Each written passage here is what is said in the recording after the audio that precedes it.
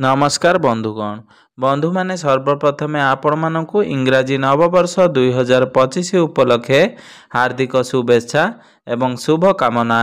तेबे बंधु माने आजिर एही ज्योतिष कार्यक्रमटी बिछा राशि व्यक्ति विशेष मानक पई बहुत गुरुत्वपूर्ण अटे, बहुत ही खास अटे। आपण मानकर व्यस्त बहुल समय मध्यरु आपण 10 मिनिट समय निज पई दियंतु एवं निजर भाग्य एवं भविष्यत विषय रे जानतु। एवं आजिर ए भिडियोटी 2025 वर्ष बिछा राशि व्यक्ति विशेष मानक पई किपरि रही अछि एवं 6टी महत्वपूर्ण भविष्यवाणी विषय रे आज विस्तार रूप रे जानिबा। जदि आपण मानकर बिछा राशि होई थाए तेबे भिडियोटी को गोटे लाइक करी चैनल टी को सब्सक्राइब कर दियंतु एवं भिडियोटी को स्किप न करी थरे मात्र शेष पर्यंत निश्चिंत देखंतु। एवं आपण माने जदि सच्चा हृदय रे ईश्वर को भक्ति करुथांती विश्वास करुथांती तेबे भक्ति एवं श्रद्धार सहित कमेंट बॉक्स रे जय माँ लक्ष्मी जय हनुमान अवश्य लिखि दियंतु।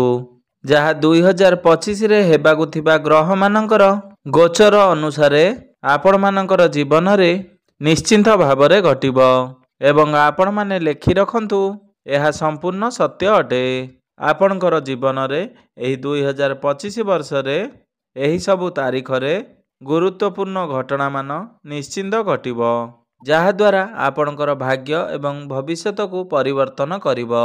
आपण माने सर्वप्रथमे जानि रखिबा उचित जे समस्तंकर जन्म कुंडली एकापरि होई न थाए, भिन्न भिन्न प्रकारर होई थाए एवं पूर्व जन्मर कर्म अनुसार एही जन्मर कुंडली प्रस्तुत होई थाए। सेथिपई आपणकर कुंडली अनुसार आपणकर जीवन रे जहाँ भी किछि घटिबार थिबो ताहा निश्चिंत भाव रे घटिबो, ताकू केही भी रखि पारिबे नाही।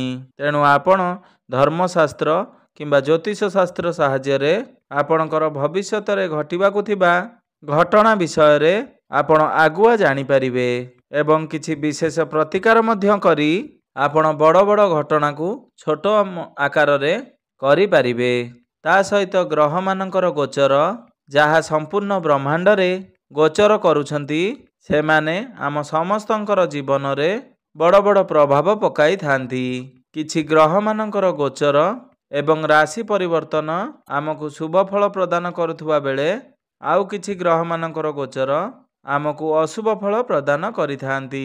सेथिपई एई 2025 वर्ष रे आपण माने देखिबे आपणकर जीवन रे बहुत बड़ बड़ परिवर्तन हेबाकू जीवो, किंतु परिवर्तनटी आपण मानक पई भल रहिबो ना खराब रहिबो से विषय रे आपण जानिबा पई भिडियोटी को आपण शेष पर्यंत निश्चिंत देखंतु। तेबे बंधु माने आसंतु आरंभ करिबा आजिर एही कार्यक्रम जहा कि जन्म राशि एवं चंद्र राशि उपरे संपूर्ण आधारित अटे। तेबे बंधु माने कौन रहिछि से 6टी भविष्यवाणी विषय रे आपण शेष पर्यंत देखिले निश्चिंत भाव रे जानि परिबे जे कौन आपणक जीवन रे घटिबा पई जाउछि। आपण माने ध्यान देई बुझिबार अछि जे आपणकर केउ क्षेत्र रे एही परिवर्तन गुड़िक घटिबो। आपणकर स्वास्थ्य रे ना आपणकर शिक्षा रे ना आपणकर प्रेम जीवन रे ना वैवाहिक जीवन रे ना आपणकर भाग्य रे ना क्यारियर रे किंबा आपणकर व्यापार वाणिज्य रे केउ क्षेत्र रे एही परिवर्तन गुड़िक घटिबो। सेथिपई आपण ध्यानर सहित देखंतु एवं आपण बुझिबा पई चेष्टा करंतु। एबे आसंतु जानि नेबा आपणक राशि रे ग्रह मानकर स्थिति किभଳି रहिछि। सूर्य आपणकर द्वितीय भाव रे विराजमान अछंती, शनि एवं शुक्र आपणकर चतुर्थ भाव रे विराजमान अछंती, राहु आपणकर पंचम भाव रे विराजमान अछंती, देवगुरु बृहस्पति आपणकर सप्तम भाव रे विराजमान अछंती, मंगल आपणकर नवम भाव रे विराजमान अछंती, केतु आपणकर एकादश भाव रे विराजमान अछंती। तेबे बंधु माने एबे आसंतु जानि नेबा प्रथम भविष्यवाणी विषय रे जहा एही 2025 वर्ष रे घटी कि ही रहिबो। आपणकर राशिर स्वामी मंगल देव एही वर्षर आरंभरू आपणकर नवम भाव रे विराजमान रहिबे, किंतु जानुआरी रे बक्री होई करी आपणकर अष्टम भाव को चलन करिवे। सेथिपई आपणकर जानुआरी एवं फेब्रुआरी मासटी आपणक पई एते भल रहिबो नाही, किंतु मार्च एप्रिल ମଇ, ଜୁନ୍, ଜୁଲାଇ ଏହି 5 ମାସ ଆପଣମାନଙ୍କ ପାଇଁ ଅତ୍ୟନ୍ତ ଶୁଭ ରହିବ। କାରଣ ମଙ୍ଗଳ ଆପଣଙ୍କର ଭଲ ସ୍ଥିତିରେ ରହିବେ ଏବଂ ଆପଣଙ୍କର ଦଶମ, ଏକାଦଶ ଏବଂ ଦ୍ୱାଦଶ ଗୃହ ମଙ୍ଗଳଙ୍କର ଗୋଚର ଆପଣମାନଙ୍କୁ ଶୁଭ ଫଳ ପ୍ରଦାନ କରିବ। ସେଥିପାଇଁ ଏହି ସମୟର ଅବଧି ମଧ୍ୟରେ ଆପଣଙ୍କର କ୍ୟାରିୟର ପାଇଁ କିଛି ବଡ଼ ନିଷ୍ପତ୍ତି ନେଇପାରନ୍ତି। ମଙ୍ଗଳ ଆପଣଙ୍କର ଦଶମ ଭାବକୁ ଆସିବେ, ଅର୍ଥାତ୍ କ୍ୟାରିୟର ଭାବକୁ ଆସିବେ। ତା ସହିତ ଆପଣଙ୍କର ଲାଭର ସ୍ଥାନକୁ ଆସିବେ। ସେହି ସମୟରେ ଆପଣ ନିଶ୍ଚୟ ଭାବରେ କୌଣସି ବଡ଼ ନିଷ୍ପତ୍ତି ନେବେ। ଆପଣ ଆପଣଙ୍କର କ୍ୟାରିୟରକୁ ନେଇ କିଛି ବଡ଼ ନିଷ୍ପତ୍ତି ନେଇପାରନ୍ତି କିମ୍ବା ଏହି ସମୟରେ ଆପଣ କୌଣସି ବଡ଼ କାର୍ଯ୍ୟର ଆରମ୍ଭ କରିପାରନ୍ତି। ମାର୍ଚ୍ଚ ମାସ 29 ତାରିଖ ପରେ ଆପଣଙ୍କ ରାଶିରୁ ଶନିଙ୍କର ଅଢ଼େଇ ଶେଷ ହେବ।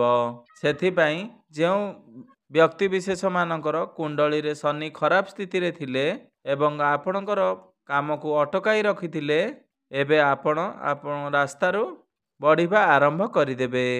ସେଥିପାଇଁ ଆପଣ ମାର୍ଚ୍ଚରୁ ଜୁଲାଇ ମାସ ମଧ୍ୟରେ କିଛି ଭଲ ନିଷ୍ପତ୍ତି ନେଇପାରନ୍ତି। ଆପଣ କୌଣସି ବଡ଼ ଡିସିସନ୍ ନେଇପାରନ୍ତି। ଆପଣମାନଙ୍କର 70ରୁ 80% କାର୍ଯ୍ୟ ଆଗକୁ ବଢ଼ିବ ଏବଂ ଆପଣଙ୍କୁ ପ୍ରତ୍ୟେକ କ୍ଷେତ୍ରରେ ସଫଳତା ପ୍ରାପ୍ତି ହେବ। ଏବେ ଆସନ୍ତୁ ଜାଣିନେବା ଦ୍ୱିତୀୟ ଭବିଷ୍ୟବାଣୀ ବିଷୟରେ।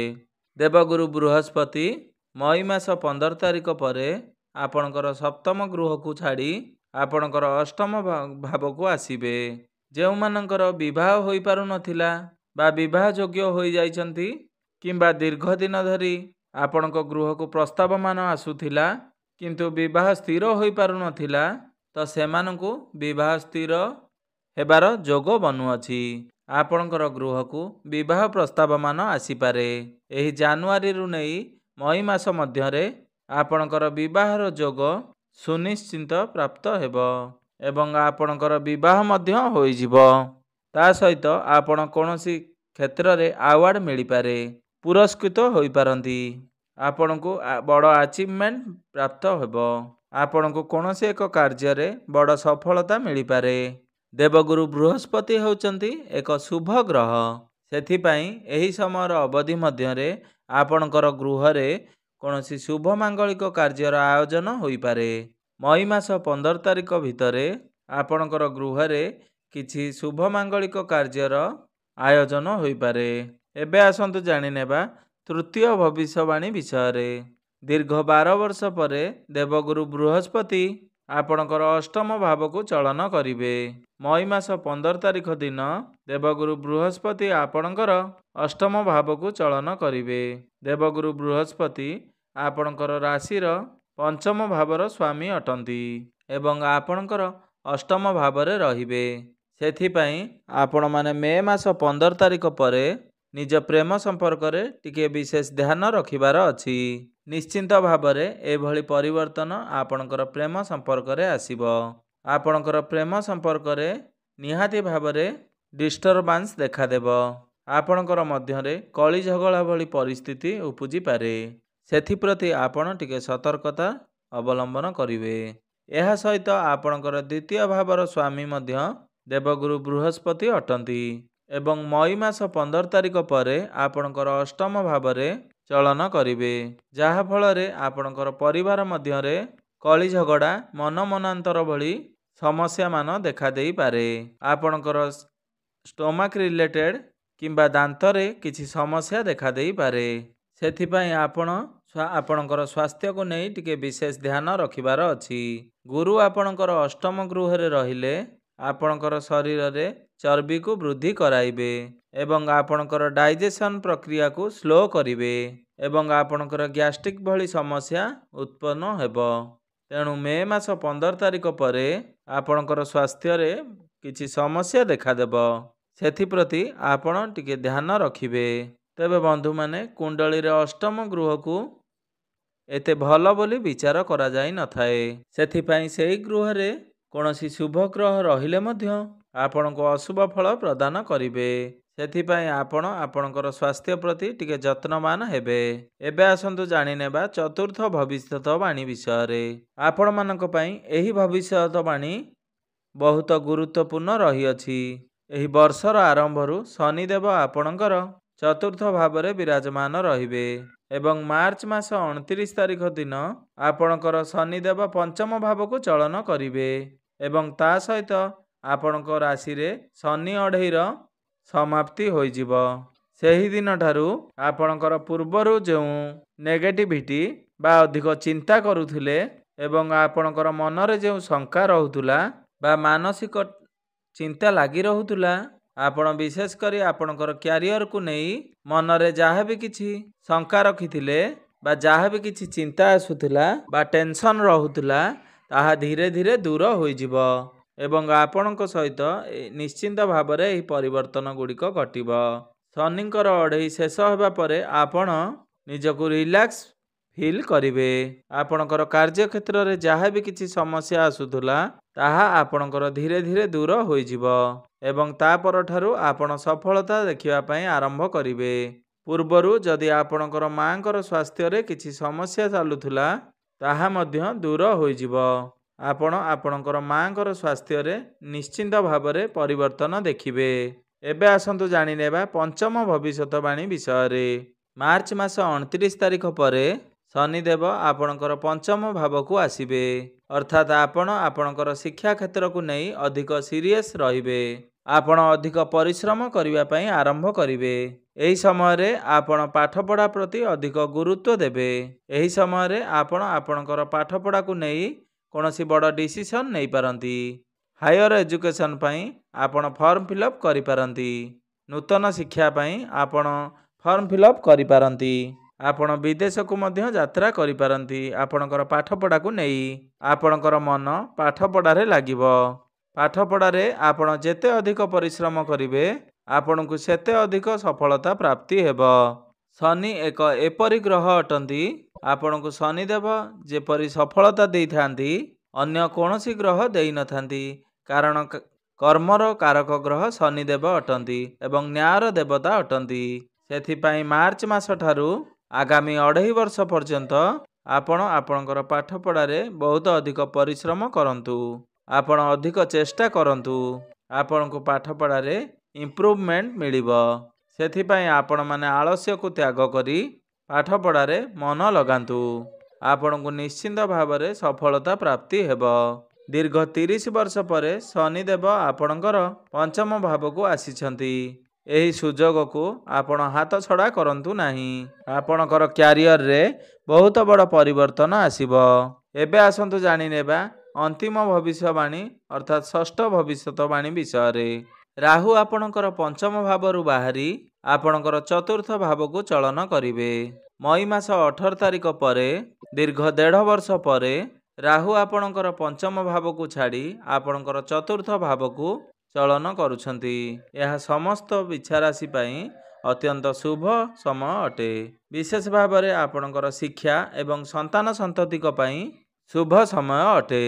ଯେଉଁ ଦମ୍ପତିମାନେ ସନ୍ତାନ ସନ୍ତତିର କାମନାରେ ରହିଥିଲେ ସେମାନଙ୍କ ପାଇଁ ଶୁଭ ସମୟ ଅଟେ। ରାହୁ ଆପଣଙ୍କର ଯେଉଁ ସବୁ ସମସ୍ୟା ସୃଷ୍ଟି କରୁଥିଲେ ଆପଣଙ୍କର ସନ୍ତାନ ପ୍ରାପ୍ତି ପାଇଁ, ସେଥିରୁ ଆପଣଙ୍କୁ ମୁକ୍ତି ମିଳିଯିବ।